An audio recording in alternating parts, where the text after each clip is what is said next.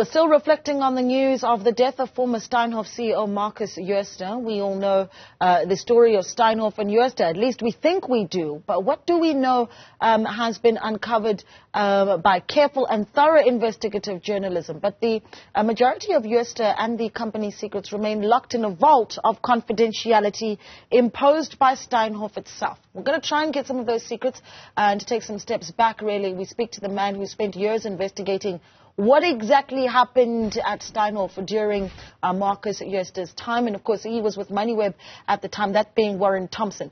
He joins us live from London. He is a financial journalist with Finance Uncovered. Warren, good morning to you. Thank you so much for joining us.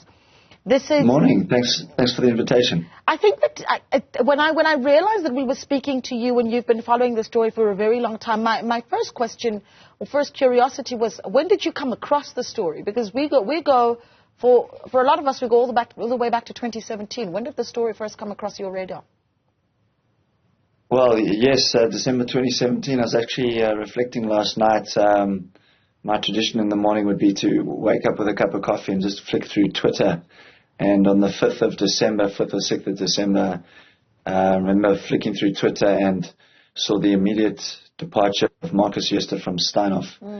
And I just knew something was up. There'd been a few tremors before that, a very strange article not as strange, but an article in a German magazine, which I just wish I'd translated, because I think it would have given us a much better picture of what was going on. Yeah. But of course, the Markus Jooste story starts before that with his rise, and Steinhoff as a household name in South Africa and across much of Europe as he built that company into by sales, which was one of the biggest retailers of furniture in the world. Yeah, essentially what I'm asking as well is, as a financial journalist, I mean, if we go back to pre-2017, when I suppose the collapse really started, what was it at that point as a journalist that made you think, okay, there's something to look at over there? So there'd been, it hadn't really reached the public domain, Naledi. I think what had happened was there'd been quite a lot of concern in the investor community among some of the analysts around the way Steinhoff was accounting. And it was becoming more and more difficult to try and understand the kind of working bolts of the company. And that hadn't pointed to any major fraud. It was only after that announcement in early December 2017 that Markus Jooste was leaving the company that he had effectively founded and built up into this massive retailer, that we began to get some idea that something had gone very, very wrong. And, of course, the share price reacted immediately to that, as well as the news of that special investigation that they were undertaking to try and establish what was going on. Yeah, and as someone who's been following the story for so very, very long, I mean, is there a sense of finality with the news of the death of Markus Jooste? And if not, what are the other names that you think really should be on the top of the list for accountability, particularly for South African law enforcement? Yeah, absolutely. I mean, it's very difficult to point names, but certainly we just remind everyone that I was working for both Moneyweb and the Financial Mail, and along with Amar Bongani, we investigated Steinhoff, and we have been trying to get hold of that forensic report produced by PwC, which cost, I think, hundreds of millions of euros to establish what had happened, and it's been kept under lock and key by the company, and it's still the subject of litigation at the moment between us and the company. And our sense is that, and many other people as well, is that the fraud was not committed by just one man or one or two people. You have a history of almost 2 decades of dealing between Markus Jooste to self-enrich himself. And it involves people signing off and people seeing deals and having to work with documents. And it's just fantastical to think that it's only him. And while his personal story is now one of tragedy, it's this swashbuckling CEO that has turned out to be a fraud and then has taken his own life. The the story still has a very long way to run in terms of who else knew and who else should be accountable. And perhaps we'll get a better clue with this criminal investigation. But certainly, we would be very interested to see the contents of that PwC report. I mean, why do you think that it's been so difficult for that report to be released? A 3,000-page report that you could imagine is not just wanted by South African law enforcement, but surely by the international community as well. Yes, obviously there is an investigation taking place in Europe, potentially because of who it incriminates. And perhaps to show, and I'm speculating here, how brazen the fraud was in terms of what was known inside the company, or would point to serious, grave errors in governance throughout the company in terms of what Markus Jooste was allowed to do, what was going on. But it's been very deliberately kept under lock and key, and they've offered lots of legal arguments for that. We've been busy working through those and through the courts, and I'm pretty sure at some point we will see the inside of the contents. But as I said, there's been a lot in the media as well. The dealing that Markus Jooste was undertaking to enrich himself.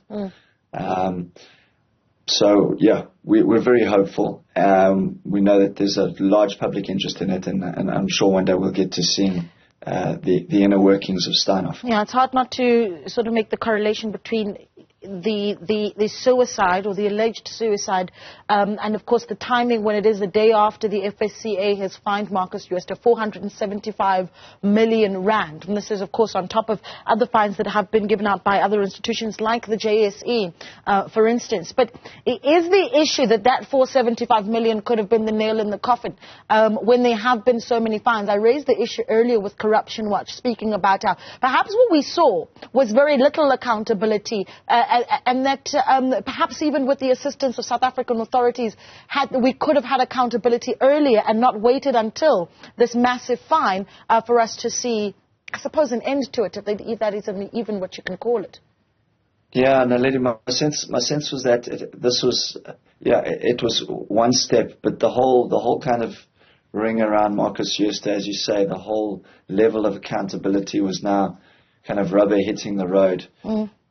You've got the investigation in Germany. You've got the criminal investigation in South Africa. Steinhoff has been delisted. His assets have been in South Africa have been seized by the Reserve Bank and the authorities. There's a very important psychological side to this, which I saw in Markus, in that his personality and his ego were attached to his stature and his wealth. And so that popped in December 2017. He was no longer looked at as this incredible dynamic business leader, this horse owner that won races throughout the world.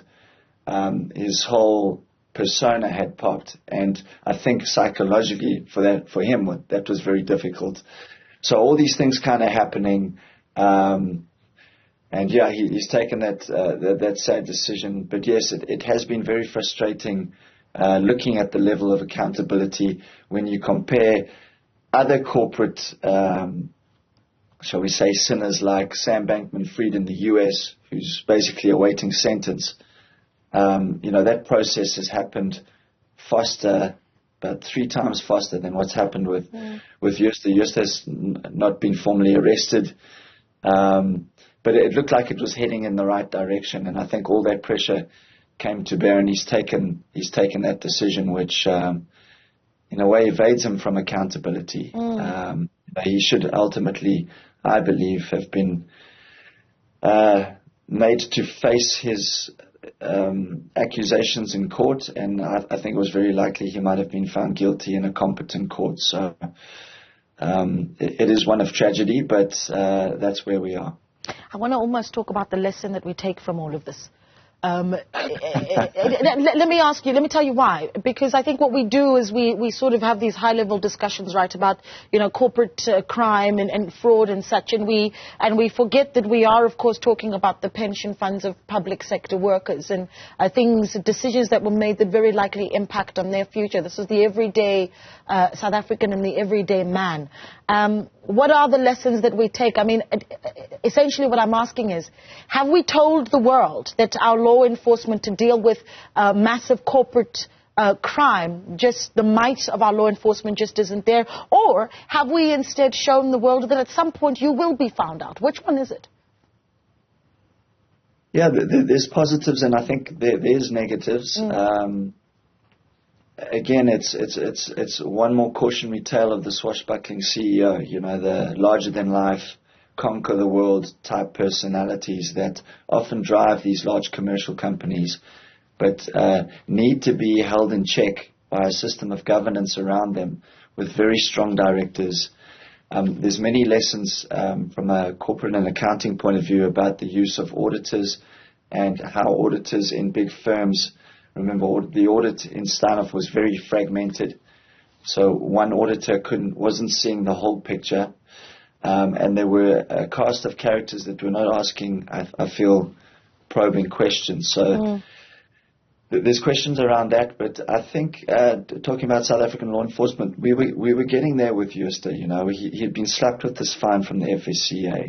It was unlikely he was going to pay it from his South African assets. The criminal case was being carefully put together. But yeah, there's definitely some improvement around that. I referred to Sam Bankman-Fried earlier, and the speed at which the U.S. authorities move is in many cases can be a good example. And I think back to Enron as well, how quickly they moved on the executives accused of that fraud. So there's definitely some important lessons, and we can see that more broadly in our law enforcement around prosecuting the Guptas as well and the state capture. It does move very, very slowly, and it is frustrating. I think like a real overhaul of our law enforcement capabilities would be very important in maintaining, preserving the rule of law. I think one of the things that we can agree on is that whether it be Para or even Steinhoff and the many other examples that you could possibly think of, and you talk about the Guptas as well, events like the Gupta leaks, that investigative journalism has been able to bring to the fore massive issues that law enforcement simply has not been able to see. So what's next on your radar? Yeah, interesting you say that, and interesting that the speaker who was the defense minister during the Battle of Bangui is now seemingly going to be handing herself in. I think we have some exciting projects in Southern Africa towards the middle of next month. There's quite a big investigation of leaks coming from a country that's a neighbor of South Africa. I'm not going to say too much on that now. But of course, always we must keep an eye out on the corporates as well, the private sector. It's in many cases it can be a more sophisticated types of crimes in what we call the white collar world. But it's important that we keep a very beady eye on the private sector and the conduct of multinationals and large companies, because they are still a very important chunk of our economy. And you referenced the pension funds, the government employees pension fund that lost billions in Steinhoff, the second biggest loser behind Christo Visa. And we need to prevent that in the future. And of course, also making sure that public resources are spent appropriately and accounted for. Yeah, of course, I'm wary of, speculative questions, but it's almost difficult to ignore it. I mean, just the news that he had killed himself, many on social media wondering if this is really what happened, or, and one worries that it's a bit of a theory, that when you've got people who are in power and face massive levels of accountability, such as 475 million rand, there are questions around whether or not he really did take his own life. I mean, was that a thought that crossed your mind at all? No. When I heard this was in Hermanus, he walks the trails. He's been known to walk the trails in this kind of post-Steinhoff world where he's effectively been a kind of a prisoner to a degree in his own house. That's not completely true, but he was walking the paths, I think, from where this was in terms of the law, potentially an arrest or handing himself in. What had happened so far in terms of limiting, he was not being able to travel overseas. As I say, his assets in South Africa had been seized. He's going to be paying a large fine. I don't think there's any credence to that. I think, and as I've referenced, psychologically and his personality, I think he just got to a very dark place where he realized he was going to be going to jail and perhaps bankrupt in a sense. The one side of the story I don't think we've really got our hands really got into was what he had done with his assets overseas, and whether and how they'd been hidden. But bringing the money into the country was always going to be problematic, even if he could pay that fine. So in effect, he'd been divorced from his assets overseas. So I don't think there's any credence to that. I think it kind of all fits for me. And yeah, it's just going to be another tale of a tragic ending for a very, what looked at the beginning, talented business person. All right. Sounds to me like quite the story. A corporate giant cornered. Well, let's leave it there. Warren Thompson, an absolute pleasure speaking to you. Thank you so much for your time. He is a financial journalist with Finance Uncovered. All right. So we'll take a short